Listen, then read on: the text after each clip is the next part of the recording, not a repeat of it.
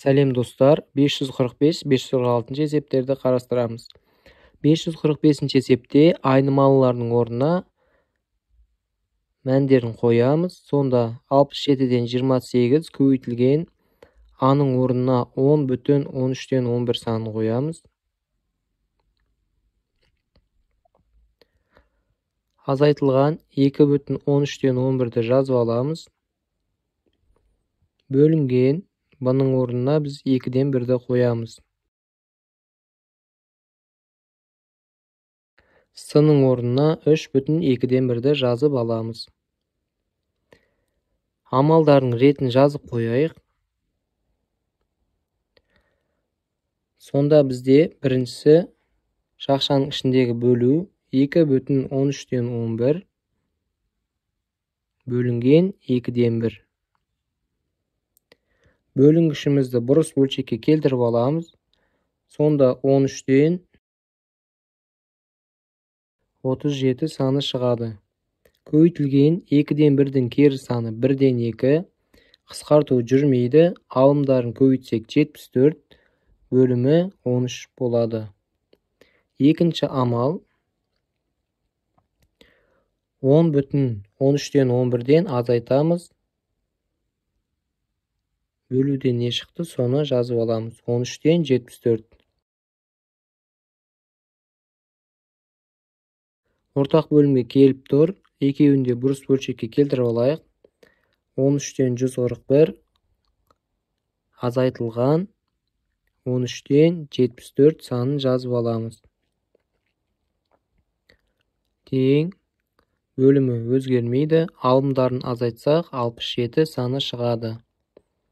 Үшінші бізде көбейту амалы 67-ден 28 көбейтілген жақшаның ішінен бізде 13-тен 67 саны шығады.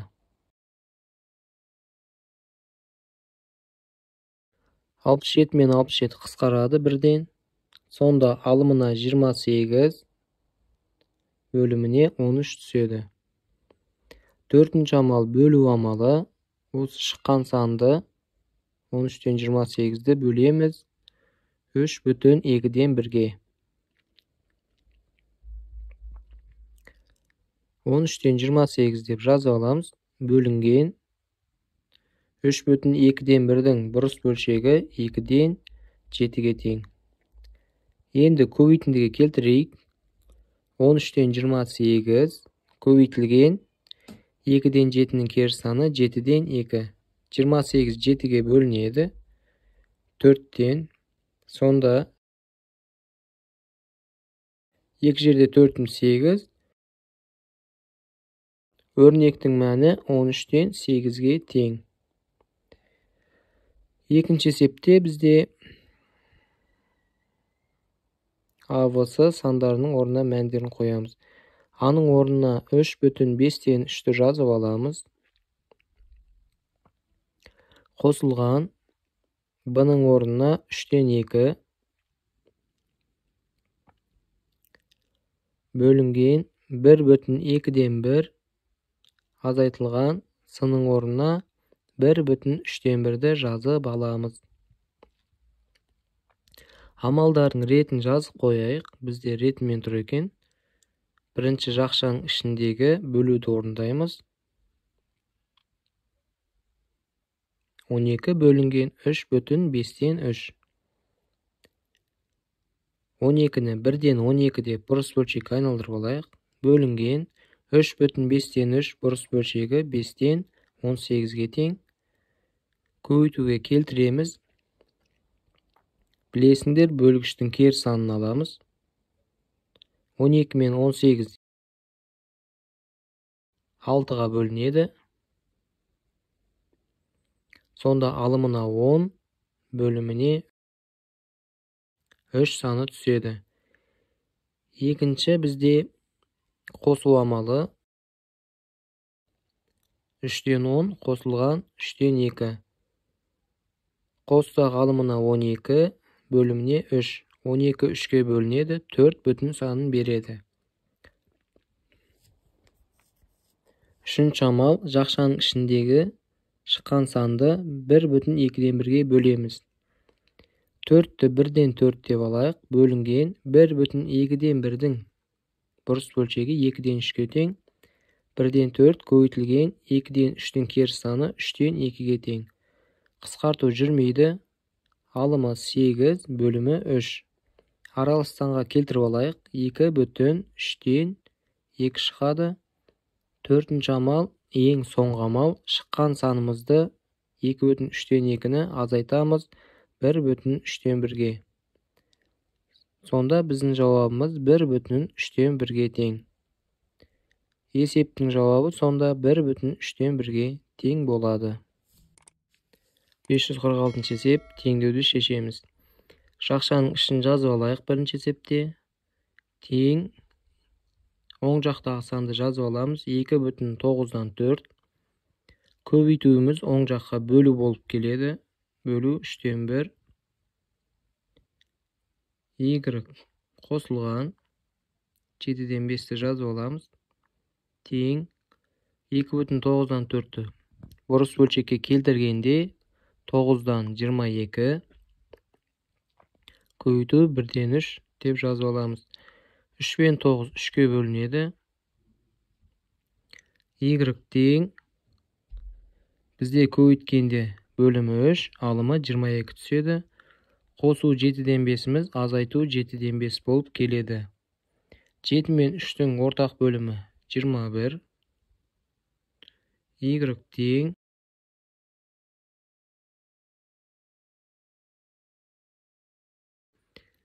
154 алынған 15 алымына түседі. Тең алымына сонда 139 бөліміне 21 түседі. 21-дан 139 бұрыс бөлшек аралас санға келтірсек 6/21-ден 13 шығады. Екінші есепте шақшаның ішін жазып алайық. Тең оң жақтағы санды жазайық. 9-дан 2 бөлу көбейтінді болып келеді. 2-ден 1. Қысқартамыз. 2 2-ге бөлінеді. X тең 12-ден 5-ті шыққан санымыздан азайтамыз. Сонда 9-дан 1. 12 мен 9-ның ортақ бөлімі 36-ға келтіреміз. Сонда X тең ортақ бөлімі 36, 15 азайтылған 4 шығады. X тең 15-тен 4 алсақ 36-дан 11 саны шығады. Ары қарай үшінші теңдеуде шақшаның ішін жазып аламыз.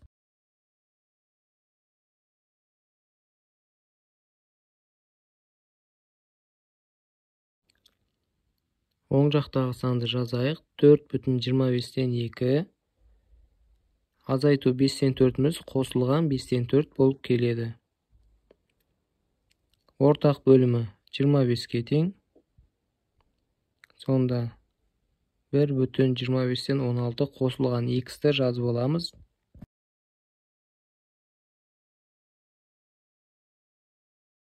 Тең 4/25-тен 2-ның өзін жазып қойайық.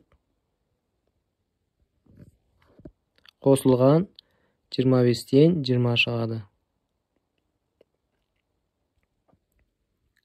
X тең қосып алсақ 4/25-тен 22 саны шығады. 1/25-тен 16-мыз азайту болып келсін.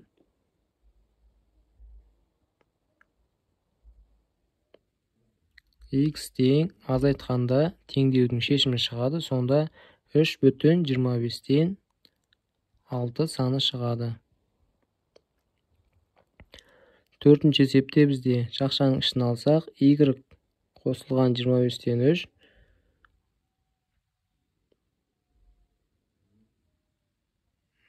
Орнын ауыстырсақ, сонда 15-тен 4 азайтылған 25-тен 1. Барлық жай бөлшектердің ортақ бөлімі бізде 75-ке келтіріп алайық. 25-ке 3-тен 15-ке 5-тен береміз.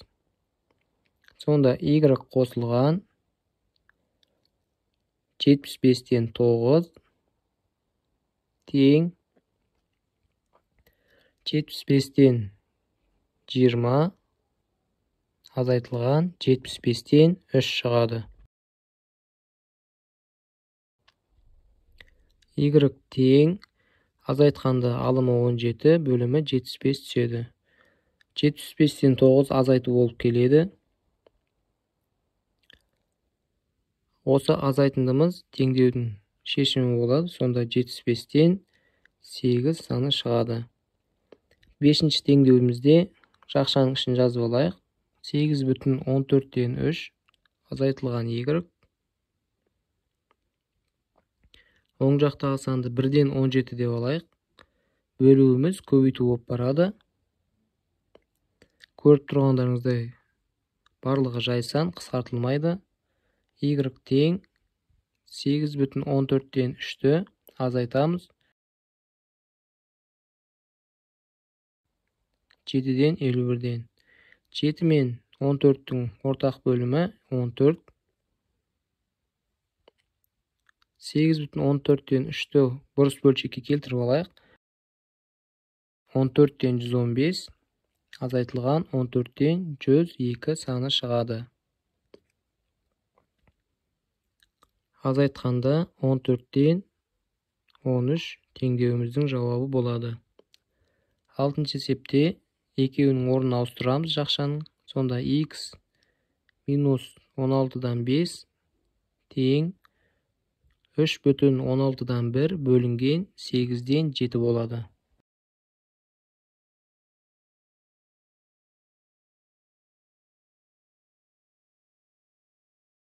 X азайтылған 16-дан 5 тең бұрыс бөлшекке келтірсек 16-дан 49, 8-ден 7-нің кері саны 7-ден 8.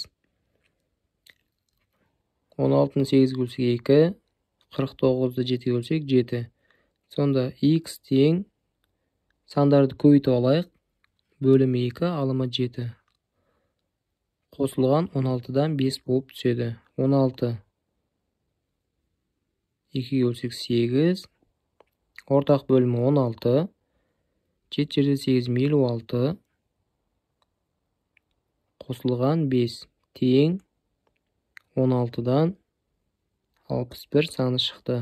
Аралас санға келтіріп алайық. Сонда 3,16-дан 13 саны шығады.